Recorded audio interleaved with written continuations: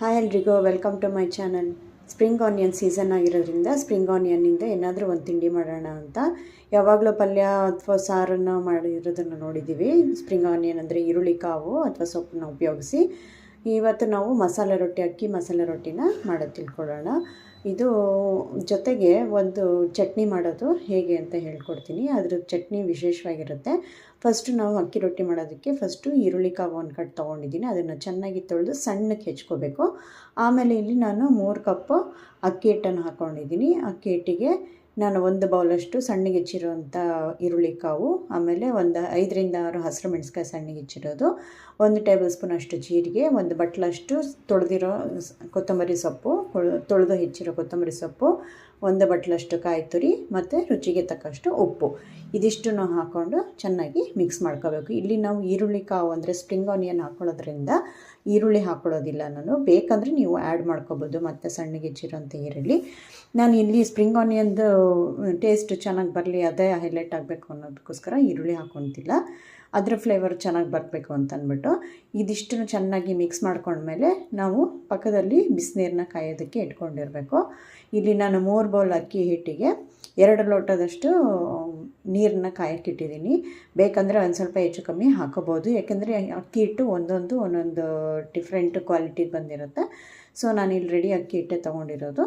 ಇದಕ್ಕೆ ನೀವು ಬಿಸಿನೀರನ್ನ ಸೇರಿಸ್ತಾ ಕಲಿಸ್ಕೊಳ್ತಾ ಹೋಗಬೇಕು. ಬಿಸಿನೀರು ಸೇರಿಸೋದ್ರಿಂದ ಅಕ್ಕಿ ಹಿಟ್ಟು ಏನು ನಾವು ರೊಟ್ಟಿ ಮಾಡ್ತಾಯಿದ್ದೀವಲ್ಲ ಅದು ಸಾಫ್ಟಾಗೂ ಚೆನ್ನಾಗಿ ಬರುತ್ತೆ ಮತ್ತು ಎಡ್ಜಲ್ಲೆಲ್ಲ ಕ್ರಿಸ್ಪಿಯಾಗಿ ಬರುತ್ತೆ.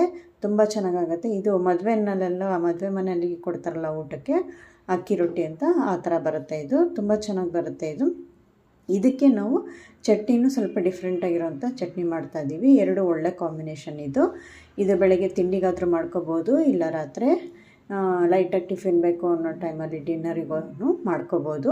ಈಗ ಈರುಳ್ಳಿ ಕಾವು ಚೆನ್ನಾಗಿ ಸಿಗ್ತಾ ಇರೋದ್ರಿಂದ ಅದನ್ನು ಉಪಯೋಗಿಸ್ಬಿಟ್ಟು ಮಾಡ್ಬೋದು. ಇಲ್ಲ ಅಂತಂದರೆ ನಾವು ಮಾಮೂಲಿ ಕ್ಯಾರೆಟು ಮತ್ತು ಸೊಪ್ಪುಗಳನ್ನೆಲ್ಲ ಹಾಕ್ಕೊಂಡು ಈರುಳ್ಳಿನ ಸಣ್ಣಗೆ ಹೆಚ್ಚಿ ಹಾಕ್ಕೊಂಡು ಕೂಡ ಇದೇ ಥರ ಮಾಡ್ಕೋಬೋದು. ಇವತ್ತು ನಾವು ಮಾಡ್ತಾ ಇರೋದು ಈರುಳ್ಳಿ ಕಾವು ಅಥವಾ ಸ್ಪ್ರಿಂಗ್ ಆನಿಯನ್ ಅಕ್ಕಿ ರೊಟ್ಟಿ, ಅಕ್ಕಿ ಮಸಾಲೆ ರೊಟ್ಟಿ. ಈ ಥರ ಎಲ್ಲ ಚೆನ್ನಾಗಿ ನಾದ್ಕೋಬೇಕು. ನೋಡಿ, ಹಿಟ್ಟು ಯಾವ ಥರ ಕನ್ಸಿಸ್ಟೆನ್ಸಿ ಅಂದರೆ ತುಂಬ ಗಟ್ಟಿನೂ ಇರಬಾರ್ದು, ತುಂಬ ತೆಳ್ಳಗೂ ಇರಬಾರ್ದು. ನೀರು ನೋಡಿಕೊಂಡು ಕಲಿಸ್ಕೊಂಡಿದ್ದೀವಿ. ಸಾಧಾರಣ 2ರಿಂದ 2.5 ಲೋಟದಷ್ಟು ನೀರು ಹಿಡಿದಿದೆ. ಅದು ಬಿಸಿ ನೀರೇ ಆಗಿರಬೇಕು, ತುಂಬ ಬಿಸಿ ಅಲ್ಲ. ಮರಳಿ ಸ್ವಲ್ಪ ಹರ್ಕೊಂಡಿರೋ ವಾಮ್ ವಾಟರ್ನ ಹಾಕ್ಕೊಂಡು ಆಮೇಲೆ ಚೆನ್ನಾಗಿ ಕಲಿಸ್ಕೊಂಡು ಉಂಡೆಗಳನ್ನ ಮಾಡ್ಕೋಬೇಕು. ಉಂಡೆ ನೀವು ಚಿಕ್ಕ ದಾರ ಮಾಡ್ಕೋಬೋದು, ಇಲ್ಲ ಮೀಡಿಯಮ್ ಸೈಜ್ ಆದರೂ ಮಾಡ್ಕೋಬೋದು. ಕೈಗೆ ಸ್ವಲ್ಪ ಎಣ್ಣೆ ಸರ್ಕೊಂಡು ಉಂಡೆಗಳನ್ನ ಮಾಡ್ಕೋಬೇಕು. ಆಮೇಲೆ ನಾವಿಲ್ಲಿ ತಟ್ಟೋದಕ್ಕೆ ಅಂತ ನಾನು ಇಲ್ಲಿ ಇದು ಸಿಲಿಕಾನ್ ಶೀಟ್ ಅಥವಾ ಬಟರ್ ಪೇಪರ್ ಎರಡರಲ್ಲಿ ಯಾವ್ದಾರ ಒಂದು ಹಾಕ್ಕೋಬೋದು. ಬಾಳೆ ಎಲೆ ಸಿಕ್ಕಿದ್ರೆ ಅದು ಹಾಕ್ಕೊಂಡ್ರೂ ಒಳ್ಳೆಯದು, ತುಂಬ ಚೆನ್ನಾಗಿರುತ್ತೆ. 2 ಕಡೆನೂ 2 ಪೇಪರ್ಗೂ ನಾನು ಎಣ್ಣೆ ಸವರ್ಕೊಂಡು, ಕೈಗೆ ಸ್ವಲ್ಪ ಎಣ್ಣೆ ಸವರ್ಕೊಂಡು ಉಂಡೆಗಳನ್ನ ಮಾಡಿಬಿಟ್ಟು ಇದ್ರ ಮಧ್ಯೆ ಇಟ್ಟು ಪ್ರೆಸ್ ಮಾಡ್ತಾಯಿದ್ದೀನಿ. ಇದನ್ನು ಆದಷ್ಟು ತೆಳ್ಳಗೆ ಮಾಡಿದ್ರೆ ನಿಮಗೆ ಕ್ರಿಸ್ಪಿಯಾಗಿ ಬರುತ್ತೆ. ನಿಮ್ಮ ಟೇಸ್ಟ್ ಹೇಗಿರುತ್ತೋ ಹಾಗೆ ಮಾಡ್ಕೋಬೋದು. ಕ್ರಿಸ್ಪ್ ಬೇಕಂದರೆ ಚೆನ್ನಾಗಿ ತೆಳ್ಳಗೆ ಪ್ರೆಸ್ ಮಾಡ್ಕೋಬೇಕು. ಇಲ್ಲ ನಮಗೆ ಸಾಫ್ಟಾಗಿರಬೇಕು ಅಂತ ಅನ್ನೋದಾದರೆ ಸ್ವಲ್ಪ ದಪ್ಪ ಇದ್ದರೂ ಓಕೆನೇ. ನೋಡಿ, ಈಗ ನಾನು ಅಷ್ಟು ದಪ್ಪ ಉಂಡೆಗೆ ಈ ಥರ ಬಂದಿದೆ. ನೋಡಿ, ಸ್ಪ್ರಿಂಗ್ ಆನಿಯನ್ ಎಷ್ಟು ಚೆನ್ನಾಗಿ ಕಾಣಿಸ್ತಾ ಇದೆ, ಹಸಿರುವಾಗಿ, ನೋಡೋಕ್ಕೂ ಚೆನ್ನಾಗಿರುತ್ತೆ, ಟೇಸ್ಟ್ ಕೂಡ ತುಂಬ ಚೆನ್ನಾಗಿರುತ್ತೆ. ಕಾಯಿ ತುರಿ ಹಾಕಿರೋದ್ರಿಂದ, ಜೀರಿಗೆ, ಹಸಿರು ಮೆಣಸಿನ್ಕಾಯಿ ಎಲ್ಲ ಹಾಕಿರೋದ್ರಿಂದ ಬಾಯಿಗೆ ಸಿಗ್ತಾ ಇರುತ್ತೆ, ಒಳ್ಳೆ ಟೇಸ್ಟ್ ಕೂಡ ಇರುತ್ತೆ. ನೋಡಿ, ಈ ಥರ ಫುಲ್ ಫ್ಲೇಮ್ ಇಟ್ಕೋಬೇಕು. ಹಂಚು ಚೆನ್ನಾಗಿ ಕಾದಿರಬೇಕು. ಹಂಚು ಚೆನ್ನಾಗಿ ಕಾದ್ಮೇಲೆ ಈ ಥರ ನಾವು ರೊಟ್ಟಿನ ಪ್ರೆಸ್ ಮಾಡಿಬಿಟ್ಟು ಹಾಕ್ಕೋಬೇಕು. ಒಂದು ಕಡೆ 2 ನಿಮಿಷ ಬೆಂದಾದಮೇಲೆ ತಿರುಗಿಸಾಕಿ ಮತ್ತೆ ಇನ್ನೂ ಸ್ವಲ್ಪ ಎಣ್ಣೆ ಹಾಕಿ ಚೆನ್ನಾಗಿ ಫುಲ್ ಫ್ಲೇಮಲ್ಲೇ ಇರಬೇಕಿದು, ಯಾಕೆಂದರೆ ಕ್ರಿಸ್ಪಿಯಾಗಿ ಬರಬೇಕಲ್ವ ಅಕ್ಕಿ ರೊಟ್ಟಿ. ಮಸಾಲೆ ರೊಟ್ಟಿ ಯಾವಾಗಲೂ ಕ್ರಿಸ್ಪಾಗಿದ್ದರೆ ತಿನ್ನೋದಕ್ಕೂ ಚೆನ್ನಾಗಿರುತ್ತೆ. ಬಿಸಿ ಬಿಸಿಯಾಗಿ ಕ್ರಿಸ್ಪಿಯಾಗಿ ಕ್ರಂಚಿಯಾಗಿ ತುಂಬ ಚೆನ್ನಾಗಿರುತ್ತೆ. ಈಗ ನಮ್ಮ ಅಕ್ಕಿ ರೊಟ್ಟಿ ರೆಡಿಯಾಗಿದೆ. ಸ್ಪ್ರಿಂಗ್ ಆನಿಯನ್ ಅಥವಾ ಈರುಳ್ಳಿ ಕಾವನ್ನು ಹಾಕಿ ಮಾಡಿರೋವಂಥ ಸ್ಪೆಷಲ್ ಮಸಾಲೆ ಅಕ್ಕಿ ರೊಟ್ಟಿ ರೆಡಿಯಾಗಿದೆ. ಈಗ ನಾವು ಇದಕ್ಕೆ ಚಟ್ನಿ, ಇದು ಸ್ವಲ್ಪ ಡಿಫ್ರೆಂಟಾಗಿರೋವಂಥ ಚಟ್ನಿ. ನೀವು ಬೇಕಾದರೆ ಕಾಯಿ ಚಟ್ನಿನೂ ಮಾಡ್ಕೋಬೋದು. ನಾನು ಇದು ಬೇರೆ ಥರ ಚಟ್ನಿ ಅಂದರೆ, ಈಗ ಬೇಸಿಗೆಗಾಲ ಆಗಿರೋದ್ರಿಂದ ತೆಂಗಿನಕಾಯಿ ಹಾಕಿ ಎಲ್ಲ ಮಾಡಿರೋಂಥ ಚಟ್ನಿ ಬೇಗ ಹೋಗ್ಬಿಡುತ್ತೆ ಅಥವಾ ಕೆಟ್ಟೋಗ್ಬಿಡುತ್ತೆ, ಲೊಳ್ಳೆ ಥರ ಆಗೋಗ್ಬಿಡುತ್ತೆ. ಈ ಥರ ನಾನು ಬೇಳೆಗಳನ್ನ ಹಾಕಿ ಹುರಿದು ಮಾಡೋದ್ರಿಂದ ನಿಮಗೆ ರಾತ್ರಿವರೆಗೂ ಹಾಗೇ ಚೆನ್ನಾಗಿರುತ್ತೆ. ಟೇಸ್ಟ್ ಅಂತೂ ಅದ್ಭುತವಾಗಿರುತ್ತೆ. ನೋಡಿ, ಮೊದಲಿಗೆ ನಾನು 2 ಟೇಬಲ್ ಸ್ಪೂನಷ್ಟು ತೊಗರಿಬೇಳೆ ಹಾಕ್ಕೊಂಡು ಹುರ್ಕೊಂಡಿದ್ದೀನಿ. ಸ್ವಲ್ಪ ಎಣ್ಣೆ ಬಿಟ್ಕೊಂಡು ತೊಗರಿಬೇಳೆ ಹಾಕ್ಕೊಂಡು ಹುರ್ಕೊಂಡೆ. ಅದು ಸ್ವಲ್ಪ ಹುರ್ಕೊಂಡಾದಮೇಲೆ ಕಡಲೆಬೇಳೆ 2 ಟೇಬಲ್ ಸ್ಪೂನಷ್ಟು ಕಡಲೆಬೇಳೆ ಹಾಕ್ಕೊಂಡು ಹುರ್ಕೊಂಡಿದ್ದೀನಿ. ಆಮೇಲೆ ಅದು ಸ್ವಲ್ಪ ಹುರಿದಾದ್ಮೇಲೆ ಕಡಲೆ ಬೀಜ ಅಂದರೆ ಶೇಂಗಾ ಬೀಜ ಇರುತ್ತಲ್ಲ ಅದನ್ನು ಕೂಡ ಒಂದು 3 ಟೇಬಲ್ ಸ್ಪೂನ್ ಅಷ್ಟು ಹಾಕ್ಕೊಂಡಿದ್ದೀನಿ.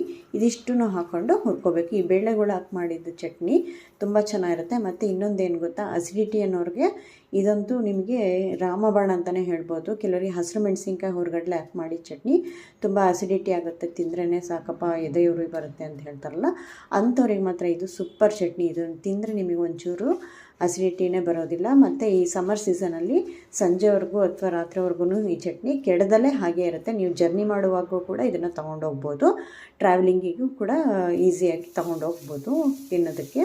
ನೋಡಿ, ಅದಾದಮೇಲೆ ಬೇಳೆಗಳೆಲ್ಲ ಚೆನ್ನಾಗಿ ಹುರಿದಾದ್ಮೇಲೆ ಇದಿಷ್ಟು ಲೋ ಫ್ಲೇಮಲ್ಲೇ ಹುರ್ಕೋಬೇಕು. ಆಮೇಲೆ 5ರಿಂದ 6 ಬ್ಯಾಡಗಿ ಮೆಣಸಿನ್ಕಾಯಿ ಫ್ರೆಶ್ಶಾಗಿ ಕೆಂಪಗಿರೋ ಅಷ್ಟು ಅಂಥದ್ದು ಬ್ಯಾಡಗಿ ಮೆಣಸಿನ್ಕಾಯಿ ಹಾಕ್ಕೊಂಡು ಹುರ್ಕೊಂಡಿದ್ದೀನಿ. ಆಮೇಲೆ 1 ಹಿಡಿಯಷ್ಟು ಕರ್ಬೇವಿನ ಸೊಪ್ಪು, ಒಂದು ಅರ್ಧ ಹಿಡಿಯಷ್ಟು ಕೊತ್ತಂಬರಿ ಸೊಪ್ಪು, ಇದಿಷ್ಟನ್ನು ಹಾಕ್ಕೊಂಡು ಲೋ ಫ್ಲೇಮಲ್ಲೇ ಹುರ್ಕೋಬೇಕು. ಆಮೇಲೆ ನಾನಿಲ್ಲಿ ತೆಂಗಿನ ತುರಿ, ಒಂದು ಬಟ್ಲಷ್ಟು ತೆಂಗಿನ ತುರಿನ ಹಾಕ್ಕೊಂಡು ಅದನ್ನು ಚೆನ್ನಾಗಿ ಹುರ್ಕೋಬೇಕು. ತೆಂಗಿನ ತುರಿ ಚೆನ್ನಾಗಿ ಹುರಿಯೋದ್ರಿಂದ ಚಟ್ನಿ ಹಾಳಾಗೋದಿಲ್ಲ, ಚೆನ್ನಾಗಿರುತ್ತೆ. ಇದನ್ನು ನೀವು ಟ್ರಾವೆಲಿಂಗಿಗೆ ಕೂಡ ತೊಗೊಂಡೋಗ್ಬೋದು, ಸಂಜೆವರೆಗೂ ಚೆನ್ನಾಗಿರುತ್ತೆ, ಏನೂ ಆಗೋಲ್ಲ. ಟೇಸ್ಟ್ ಮಾತ್ರ ಸೂಪರ್ ಆಗಿರುತ್ತೆ. ಮದುವೆ ಮನೆಯಲ್ಲಿ ಅಕ್ಕಿ ರೊಟ್ಟಿ ಜೊತೆ ಕೊಡ್ತಾರಲ್ಲ ಕೆಂಪು ಚಟ್ನಿ, ಅದೇ ಇದು. ಕೇಟ್ರಿಂಗ್ ಅವರೆಲ್ಲ ಮಾಡ್ತಾರೆ ಇದನ್ನು, ತುಂಬ ಚೆನ್ನಾಗಿ ಮಾಡ್ತಾರೆ. ಇದು ಸೇಮ್ ಚಟ್ನಿನೇ, ಅದೇ ರೆಸಿಪಿನೇ ಇದು. ಚೆನ್ನಾಗಿ ಹುರ್ಕೊಂಡು ನೋಡಿ, ಈ ಥರ ಎಲ್ಲ ತೆಂಗಿನ ತುರಿನ ಚೆನ್ನಾಗಿ ಹುರ್ಕೊಂಡ್ರೆ ನಿಮಗೆ ಚಟ್ನಿ ಚೆನ್ನಾಗಿರುತ್ತೆ, ರುಚಿನೂ ಚೆನ್ನಾಗಾಗುತ್ತೆ. ಇದಿಷ್ಟನ್ನು ಲೋ ಫ್ಲೇಮಲ್ಲೇ ಹುರ್ಕೋಬೇಕು. ಲಾಸ್ಟಲ್ಲಿ ಇನ್ನೊಂದು ಸ್ವಲ್ಪ ಚೆನ್ನಾಗಿ ಹುರ್ಕೊಂಡಾದಮೇಲೆ ಒಂದು ನಲ್ಲಿಕಾಯಿ ಗಾತ್ರ ಅಥವಾ ಒಂದು ಗೋಲಿ ಗಾತ್ರದಷ್ಟು ಹುಣಸೆಹಣ್ಣು ಹಾಕ್ಕೋಬೇಕು. ಆಮೇಲೆ ಒಂದು ಚಿಟಿಕೆಯಷ್ಟು ಬೆಲ್ಲ ಹಾಕ್ಕೋಬೇಕು, ರುಚಿ ಚೆನ್ನಾಗಾಗುತ್ತೆ. ಕೆಂಪು ಮೆಣಸಿನ್ಕಾಯಿ ಹುಣಸೆಹಣ್ಣು ಹಾಕಿದಾಗ ಚಿಟಿಕೆಯಷ್ಟು ಬೆಲ್ಲ ಹಾಕಿದ್ರೆ ರುಚಿ ಎನ್ಹಾನ್ಸ್ ಆಗುತ್ತೆ, ಹಾಗಾಗಿ ಹಾಕ್ಕೋಬೇಕು. ಬೆಲ್ಲ ಬೇಡ ಅಂದರೆ ನೀವು ಸ್ಕಿಪ್ ಮಾಡ್ಕೋಬೋದು, ಅದು ಹಾಕಿದ್ರೆ ರುಚಿ ತುಂಬ ಚೆನ್ನಾಗಾಗುತ್ತೆ. ಇದಿಷ್ಟು ಹುರ್ಕೊಂಡು ಸ್ಟವ್ ಆಫ್ ಮಾಡಿ ಈಗ ನಾವು ಸ್ವಲ್ಪ ತಣ್ಣಗಾದ ಮೇಲೆ ಮಿಕ್ಸಿ ಜಾರ್ಗೆ ಹಾಕ್ಕೋಬೇಕು. ಇದಿಷ್ಟನ್ನು ಹಾಕ್ಕೊಂಡು ನಾವು ಉಪ್ಪನ್ನು ಸೇರಿಸ್ಕೋಬೇಕು. ನಾನಿಲ್ಲಿ ಕಲ್ಲುಪ್ಪನ್ನೇ ಬಳಸ್ತಾ ಇದ್ದೀನಿ, ಒಳ್ಳೆಯದು ಕೂಡ. ಈಗ ನಾನು ಅದಕ್ಕೆ ಸ್ವಲ್ಪ ನೀರನ್ನು ಹಾಕ್ಕೊಂಡು ಫಸ್ಟು ಮಿಕ್ಸರ್ ಮಾಡ್ಕೊಳ್ತಾ ಇದ್ದೀನಿ. ನೋಡಿ, ಈ ಥರ ತರಿಯಾಗಿ ಮಾಡ್ಕೊಂಡಾದಮೇಲೆ ಮತ್ತೆ ಇನ್ನೊಂದು ಸ್ವಲ್ಪ ನೀರು ಹಾಕ್ಕೊಂಡು ಚೆನ್ನಾಗಿ ನುಣ್ಣಕ್ಕೆ ರುಬ್ಕೋಬೇಕು. ನೋಡಿ, ಈ ಥರ ನುಣ್ಣಕ್ಕೆ ರುಬ್ಕೊಂಡ್ರೆ ತುಂಬ ಚೆನ್ನಾಗಿ ಬರುತ್ತೆ. ಈ ಥರ ನೋಡಿ, ತರಿಯಾಗಿರಬಾರ್ದು ಇದು ಚಟ್ನಿ, ಈ ಥರನೇ ನುಣ್ಣಕ್ಕಿರಬೇಕು. ಸೊ ಈಗ ನಾವು ಚಟ್ನಿ ರೆಡಿಯಾಗಿದೆ. ಬೇಳೆ ಮತ್ತು ಕಡಲೆ ಬೀಜ ಹಾಕಿ ಮಾಡಿರೋವಂಥ ಚಟ್ನಿ ರೆಡಿಯಾಗಿದೆ. ಇದು ಅಸಿಡಿಟಿನೂ ಬರೋದಿಲ್ಲ ಮತ್ತು ಜಾಸ್ತಿ ಹೊತ್ತು ಕೂಡ ಕೆಡದಾಗಿ ಇರುತ್ತೆ, ಯಾಕೆಂದರೆ ಎಲ್ಲದನ್ನು ಚೆನ್ನಾಗಿ ಹುರಿದು ಮಾಡಿರೋದ್ರಿಂದ. ಮತ್ತು ರುಚಿ ಅಂತೂ ತುಂಬಾ ಚೆನ್ನಾಗಿರುತ್ತೆ. ಈ ಅಕ್ಕಿ ರೊಟ್ಟಿಗೆ ಮಾತ್ರ ಒಳ್ಳೆ ಕಾಂಬಿನೇಷನ್ ಇದು. ನೋಡಿ, ಈ ಥರ ಸ್ವಲ್ಪ ನೀರನ್ನು ಸೇರಿಸ್ಕೊಂಡ್ರೆ ನಿಮಗೆ ಕನ್ಸಿಸ್ಟೆನ್ಸಿ ತುಂಬ ತೆಳ್ಳಗೆ ಮಾಡಬಾರ್ದಿದ್ದು, ಈ ಥರ ಗಟ್ಟಿಗಿರಬೇಕು. ಸೊ ಇದನ್ನು ಮಾಡಿಕೊಂಡ್ರೆ ಈಗ ಮಿಕ್ಸ್ ಮಾಡಿಕೊಂಡ್ರೆ ಆಯಿತು. ಇದಕ್ಕೆ ಬೇಕಾದ್ರೆ ನೀವು ಸಾಸಿವೆ ಮತ್ತು ಕರ್ಬೇವಿನ ಸೊಪ್ಪು ಒಗ್ಗರಣೆ ಕೊಡ್ಕೋಬೋದು, ನಾನಿಲ್ಲಿ ಒಗ್ಗರಣೆ ಕೊಟ್ಟಿಲ್ಲ. ಸೊ ಈಗ ನಮ್ಮ ಚಟ್ನಿ ರೆಡಿಯಾಗಿದೆ. ಅಕ್ಕಿ ರೊಟ್ಟಿ, ಸ್ಪ್ರಿಂಗ್ ಆನಿಯನ್ ಮಸಾಲೆ ಅಕ್ಕಿ ರೊಟ್ಟಿ ಜೊತೆಗೆ ಬೇಳೆಗಳು ಮತ್ತು ಕಡಲೆ ಬೀಜ ಮತ್ತು ತೆಂಗಿನಕಾಯಿ ಎಲ್ಲ ಹುರಿದು ಮಾಡಿರೋವಂಥ ಕೆಂಪು ಚಟ್ನಿ ರೆಡಿಯಾಗಿದೆ. ಇದನ್ನು ತಿನ್ನೋದಕ್ಕೆ ತುಂಬ ಚೆನ್ನಾಗಿರುತ್ತೆ. ನೀವು ಒಂದು ಸತಿ ಟ್ರೈ ಮಾಡಿ. ಇದನ್ನು ಬೆಣ್ಣೆ ಅಥವಾ ತುಪ್ಪದ ಜೊತೆ ಕೊಟ್ಟರೆ ಅಂತೂ ಬಿಸಿ ಬಿಸಿಯಾಗಿರೋ ರೊಟ್ಟಿ ಈ ಕೆಂಪು ಚಟ್ನಿ ತಿನ್ನೋಕ್ಕೆ ಸಖತ್ತಾಗಿರುತ್ತೆ. ನೀವು ಒಂದು ಸತಿ ಈ ರೆಸಿಪಿನ ಟ್ರೈ ಮಾಡಿ. ಈ ವಿಡಿಯೋ ಇಷ್ಟ ಆಗಿದ್ದರೆ ಲೈಕ್ ಮಾಡಿ, ಶೇರ್ ಮಾಡಿ ಹಾಗೂ ಸಬ್ಸ್ಕ್ರೈಬ್ ಮಾಡಿ, ಬೆಲ್ ಐಕಾನ್ನ ಒತ್ತಿ. ಮತ್ತು ಮುಂದಿನ ವಿಡಿಯೋದಲ್ಲಿ ಸಿಗೋಣ. ಅಲ್ಲಿವರೆಗೂ take care and eat healthy. Thanks for watching my video. Thank you.